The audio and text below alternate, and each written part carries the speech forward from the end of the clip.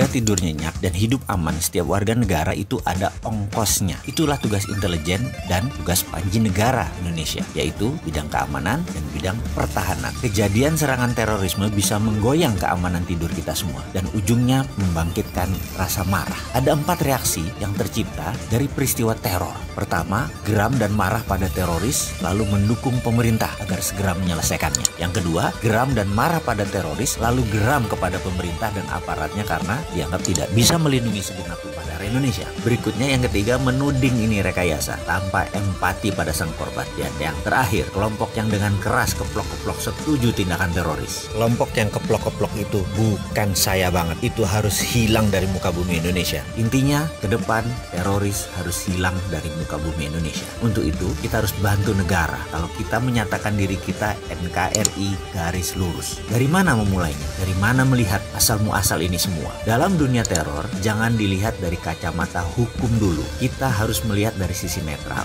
Begini melihatnya, yang selalu kita mulai dengan pertanyaan, mengapa dan untuk apa teror itu dilakukan? Dalam pelajaran dasar di akademi, tujuan teror adalah membangun instabilitas di sebuah wilayah sebelum nanti ditaklukkan. Kemudian, ketika ketidakstabilan tercipta, maka diharapkan membentuk ketidakpercayaan. Begitu ketidakpercayaan terbangun, maka akan menimbulkan gerakan lebih besar lagi di mana pemerintahan biasanya yang saat ini berkuasa atau incumbent terguling. Jadi teror adalah act of war atau tindakan teror adalah perbuatan perang. Kita harus melihat teror dari sisi perang atau war tools. Sekali lagi, teror adalah strategi perang, bukan kriminal biasa, juga bukan kriminal berat. Teror itu bukan tindakan kriminal. Perang itu kejahatan di atas kriminal atau kejahatan luar biasa atau extraordinary crime atau bahasa sekolahnya adalah hideous crime, kejahatan yang mengerikan. Selama melihat teror dengan kacamata pro justisia, maka teror di Indonesia tidak bisa selesai dengan cepat, akan memakan waktu lama. Oke, untuk itu sebentar saya akan menjelaskan untuk hal ini. Jadi, undang-undang anti teror yang akan diterbitkan oleh DPR atau Perpu pemerintah, pastikan pendekatannya adalah extraordinary crime dan tidak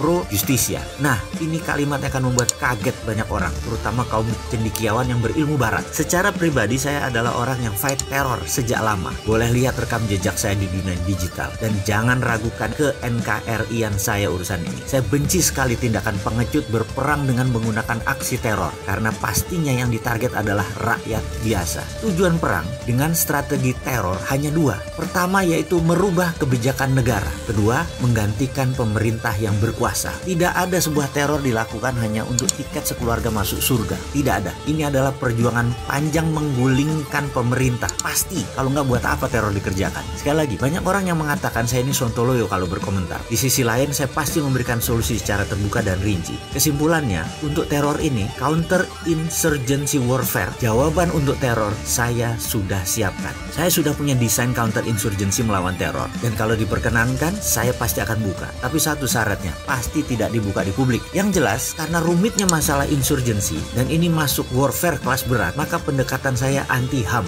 Ya lagi, bagi orang seperti saya, HAM itu sengaja dipasang untuk melemahkan pertahanan sebuah negara. Padahal di negara yang katanya pendukung HAM, yaitu Amerika, undang-undang mereka terhadap terorisme sangat anti HAM banget. Penggiat HAM pasti menganggap counter insurgency yang saya usulkan ini tidak layak. Kita yang melihat dari kacamata war itu juga dianggap salah. Tapi izinkan saya berargumen dan bertanya, tinggi mana human right dengan nation right? Pendekatan keilmuan dan keterampilan saya adalah nation right. Jadi saya pasti memenangkan nation right. Sekali lagi, yuk kita bangun keamanan dan pertahanan negara berdasarkan nation right.